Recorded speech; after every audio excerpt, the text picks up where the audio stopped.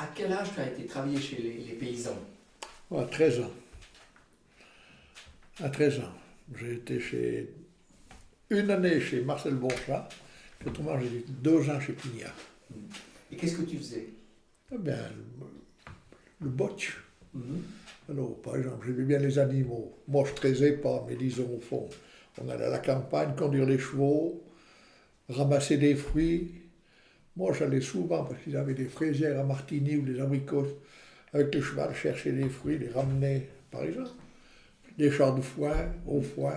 Tu étais avec le cheval, mais tu étais avec J'étais le cheval. Non, je me laissais seul, Maurice Pignat. Moi, quand ils ont construit la maison en 1943, depuis la scierie Bompard à Martigny, j'ai tiré les poutres seul avec le cheval.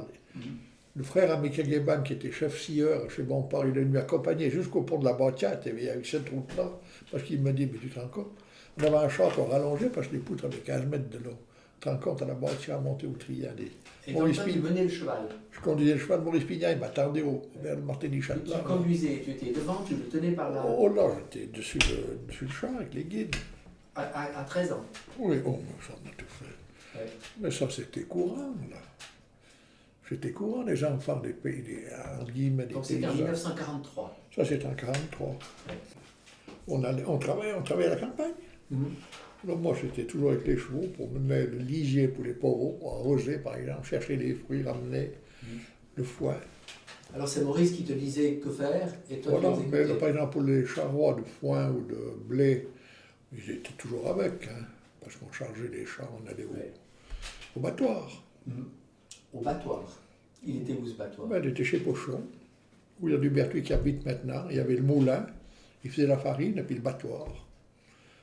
Alors, Et vous ameniez le blé en le gerbe, char, puis alors on passait dans la batteuse, qui était après on prenait mécanique. la paille, hein, c'était mécanique. Ouais. Oui, Vous c'était- deviez faire quelque chose, vous? Non, non, non du tout. Parce qu'on mettait les gerbes dans la machine, puis ça secouait, et puis ça sortait sous les sacs dessus. Et c'est le blé que vous aviez récolté dans la C'était le campagne. froment, l'orge, les graines que les paysans avaient pour eux et pour la Confédération, parce qu'il y avait des sacs de la Régie fédérale. Et Maurice Pignat, il devait contrôler, parce que c'était contrôlé à cause de la guerre. Le rendement, tu devais donner à la Confédération le blé. Tu pouvais garder pour toi que la consommation. Alors c'est moi qui m'occupais il y avait un grand registre, tout le monde est paysan, puis chaque fois qu'ils allaient au battoir, il y avait le poids, puis je devais noter le Marcel Bourgeat, 300 kilos. C'est moi qui Pignat faisait faire à moi ça. Je m'occupais. Ouais. C'était pénible comme travaux. C'est-à-dire qu'on était relativement solides. Moi, je partais à 6h du matin de la maison. J'arrivais à 7h30 le soir à la maison. Mais on avait du plaisir. On faisait ça. D'abord, il faut reconnaître qu'on mangeait bien. Ouais. On n'était pas poussé. Ouais. Chez Pignat, c'était une famille particulière. Je dois dire, Maurice, tout ça, c'est des gens qui étaient très humains, très ouverts. Tu vois, c'était pas des... Ça criait jamais, ça, tu vois. C'était... Donc ils étaient doux avec toi. Oui, tout même entre eux, il n'y avait jamais de conflit. Ouais. C'était très gentil. Hein. Alors tu avais du plaisir. On était contents. Donc toi tu as appris un peu le métier de la terre, là. J'ai connu la terre, j'ai connu un peu les cultures, tout ça. Hein. Parce que ton père, lui, en fait, il t'a pas appris les métiers de la terre. Non, tourner le jardin, c'est tout. Ouais. Non, pas du tout. On savait planter des pommes de terre ou des salades, mais on n'avait pas des fraisières et tout, c'est tout un travail. Hein, Puis les abricotiers, on n'avait pas d'abricotiers, mais ils avaient la grande propriété dans les îles. Alors on cueillait des tonnes d'abricots. Ouais. Alors moi je faisais la charroi avec le cheval et la charrette. Donc tu étais surtout le préposé au transport. J'étais la petite main, Ouais. je faisais tout. Râper les betteraves pour donner la lêcher aux vaches. Il y avait un truc, on tournait, ça c'était le gamin qui faisait. Ouais. Donc vous Sortir le fumier, souvent c'était le gamin, Mhm. la brouette. Puis... Il t'appelait le gamin? Oui, je dis le gamin, on était considérés comme des gamins, on Il y en était avait d'autres petits. Hein. comme toi? Non, il y avait que Jacquier qui était venu une année après moi. Ouais. En même temps que moi, une année, puis après, une année après. Ouais. Et mais ils avaient... Toi, tu n'étais pas encore très solide alors, à 13 ans, 14 Oh, ans. ben, on était relativement solides à ce moment-là. Hein. Mais on faisait des travaux par rapport à... On ne pouvait pas lever des charrois ou même et tout, mais pour mettre le foin sur le char et des choses comme ça, les gemmes, c'était comme ça. Ouais. On lapidait peut-être un peu, mais on Et était quand comme tu ça. faisais ça pour gagner quoi? Eh bien, d'abord, c'était comme ça pendant la guerre, on était d'abord bien nourris. Puis on nous donnait 50 francs à la fin de la saison. Ouais. Alors, le souvenir des premiers 50 francs, c'est que c'était rare, hein, c'était la guerre. Là, Et c'était, on est c'était monté à beaucoup, ça. Martigny avec maman chez Créton, les chaussures. En sortant de Martigny à gauche, hein, maintenant il n'y a plus les magasins de chaussures, Créton. Et il y avait là en vitrine une paire de souliers de ski, 50 francs, ça je me rappelle. Et ces souliers de ski, à ce moment-là, on avait les candards. Alors le talon, il y avait un renfort en couleur naturelle, cuir naturel, des souliers de ski, 50 francs. Maman m'a dit, alors tu peux les prendre. Mais j'étais mal à l'aise à l'école parce qu'on avait des socs beaucoup, puis des souliers. J'étais mal à l'aise avec ces souliers de ski. Trop beau. Mais oui, j'étais mal à l'aise. Hein. Ouais. Ouais. Des souliers d'hiver. Des souliers de ski d'hiver, des souliers d'hiver, des souliers. Vous les utilisiez pour aller à l'école, ces souliers? Oui, la neige, avec plein de neige l'hiver, on a Et des pour skis et tout, on n'avait pas tant souliers. Hein. Ah oui. Donc c'était le gros soulier d'hiver que vous pouviez. À part l'été, on avait des petits souliers, on était toujours en gros souliers, ce qu'on appelait des souliers. Ouais. Il n'y avait pas tant de choix à ce moment-là. Hein. Ouais, c'était spécial. Hein. Mais c'était extraordinaire la vie, on apprenait beaucoup de choses, on voyait beaucoup de choses. Et puis, Et par exemple, qu'est-ce que vous mangiez chez le paysan? voilà. Chez Pignat, c'était Madame Pignat, c'était la sœur à Marc Rova, c'est tous des parents à Marc Rova, Gabriel Rova. C'était une cuisinière hors ligne, une femme sympathique, gentille. Tous les matins, je déjeunais là le matin. C'était les röstis avec le saindoux. Et c'était délicieux. Hein. Ouais. Les vendredis, c'était le gâteau et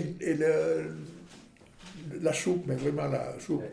Et ça, c'était à quel moment le matin? À 9h? Non, ça c'était à midi, la À soupe midi. et le gâteau. Alors le gâteau, c'était Mario, le boulanger, qui cuisait. Il passait juste la porte du four. Le gâteau, il était gros comme ça, juste la porte du four. C'était une tarte, c'était quoi comme gâteau? C'était du gâteau. Aux prunes, quand il y avait des prunes, aux pommes, quand il y avait des pommes, ils n'achetaient pas. À ce Donc, moment-là, c'était des fruits. C'était une grande tarte. Oh, un gâteau, je dis, une plaque qui faisait 80 cm de diamètre. Une tarte aux fruits. La mère Pignat qui faisait ça, avec la soupe.